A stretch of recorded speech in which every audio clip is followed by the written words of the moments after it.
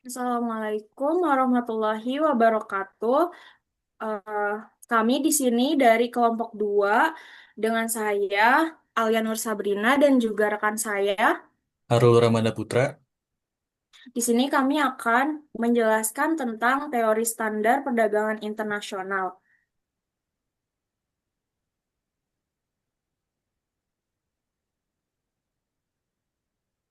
Yang pertama di sini ada pendahuluan. Nah, di bab ini tuh memperdalam pemahaman kita tentang model perdagangan yang sederhana khususnya untuk kasus yang lebih realistis, yaitu dengan adanya peningkatan biaya oportunitas, kita juga akan, yang pertama kita juga akan memperkenalkan preferensi permintaan dalam bentuk kurva indiferen masyarakat.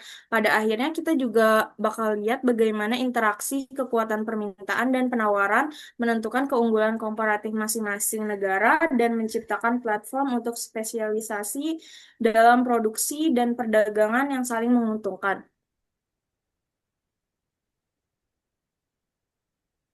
Selanjutnya adalah batas produksi dengan peningkatan biaya. Peningkatan biaya oportunitas berarti bahwa negara itu harus menyerahkan untuk mendapatkan sumber daya yang cukup untuk memproduksi setiap unit tambahan komoditas lain. Nah, hal ini tuh tercermin di ilustrasi kurva batas produksi yang bentuknya cekung dari titik asal. Kemiringan kurva batas produksi itu menunjukkan nilai tingkat transformasi marginal atau MRT-nya tuh peningkatan biaya oportunitasnya tuh muncul karena sumber daya yang tidak homogen dan tidak digunakan dalam proporsi yang sama dan tetap dalam produksi semua komoditas. Garis batas produksi berbeda-beda buat untuk masing-masing negara karena sumber daya alamnya juga berbeda-beda, teknologinya juga berbeda-beda di negara tersebut. Selanjutnya, kurva indiferen masyarakat. eh, Konsep di sini kita memahami konsep selera atau preferensi permintaan dalam suatu negara yang ditunjukkan oleh kurva indiferen masyarakat. Sebuah kurva indiferen masyarakat itu menunjukkan berbagai kombinasi dari dua komoditas yang menghasilkan kepuasan yang sama dalam masyarakat atau negara. Nah, kurva yang lebih tinggi itu mengacu pada kepuasan yang lebih besar.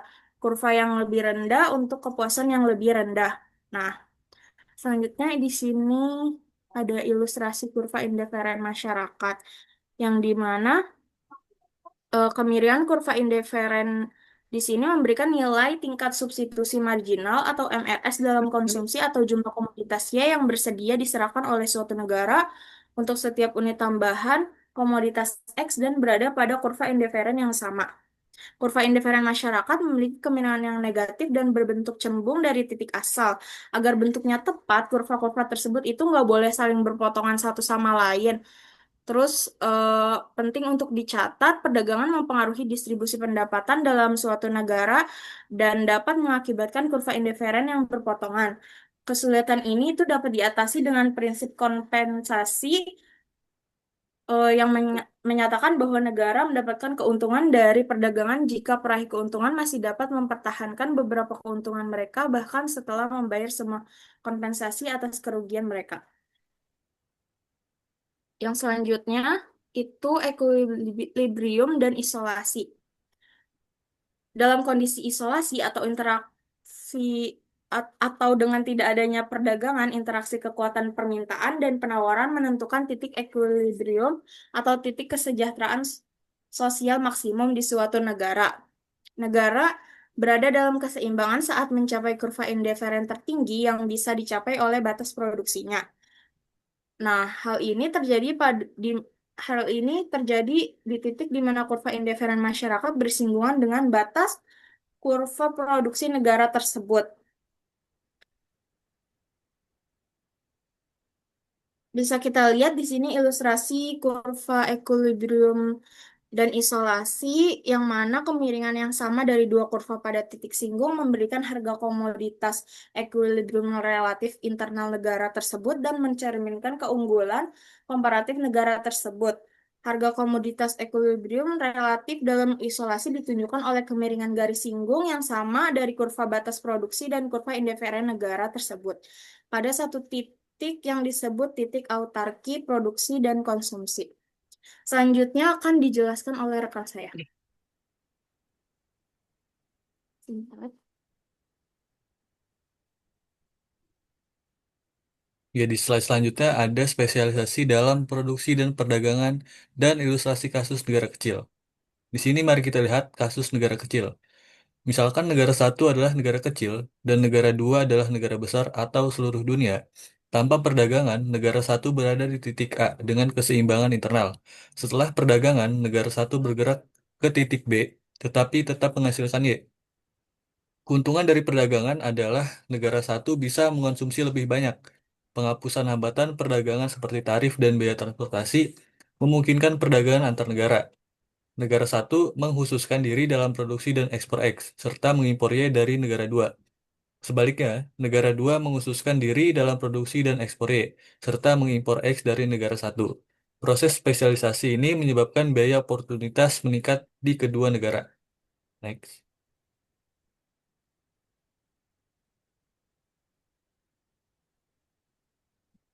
Lanjutnya ada kurva keuntungan dari perdagangan negara dengan peningkatan biaya dan kasus negara kecil dengan peningkatan biaya. Dalam kondisi biaya konstan, negara kecil biasanya mengkhususkan diri sepenuhnya. Namun, dalam kondisi biaya yang meningkat, spesialisasi tidak menyeluruh. Negara kecil tidak dapat memenuhi semua permintaan negara besar, sehingga negara besar tetap memproduksi kedua komoditas meskipun ada perdagangan.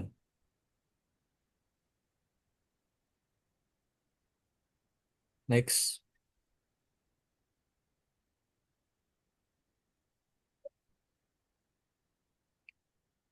Selanjutnya, keuntungan dari pertukaran dan spesialisasi dan keuntungan dari perdagangan dan spesialisasi. Ada dua jenis keuntungan dari perdagangan. Pertama, keuntungan dari pertukaran. Negara satu tetap memproduksi di titik A, tetapi melakukan perdagangan. Dengan menukar 20 unit X untuk 20 unit Y dengan harga dunia, konsumsi dapat meningkat ke titik T aksen pada kurva indifference 2. Ini lebih baik dibandingkan dengan kondisi autarki atau tanpa perdagangan. Kedua, keuntungan dari spesialisasi. Negara satu mengalokasikan sumber daya untuk lebih banyak produksi.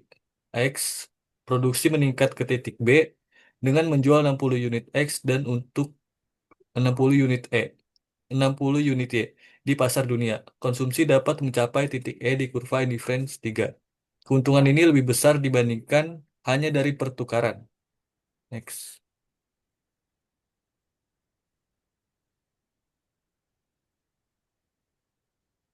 Next.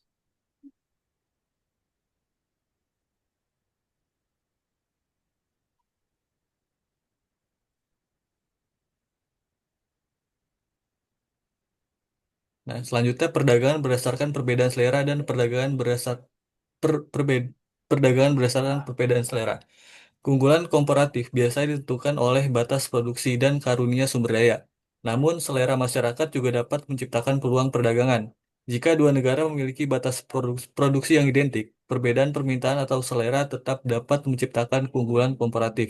Negara dengan preferensi yang lebih rendah terhadap suatu barang akan memiliki harga relatif yang lebih rendah dan oleh karena itu memiliki keunggulan komparatif dalam barang tersebut. Next.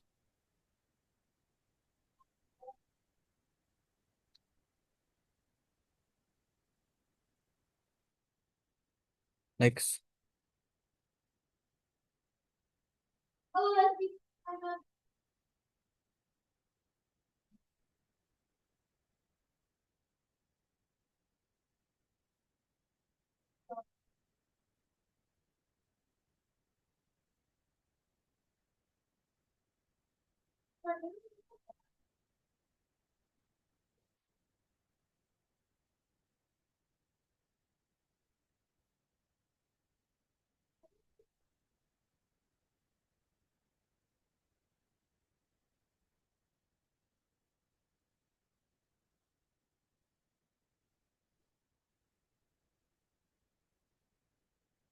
Ya, demikian penjelasan kami mengenai teori standar perdagangan internasional. Terima kasih atas perhatiannya. Kurang lebihnya mohon maaf. Wassalamualaikum warahmatullahi wabarakatuh.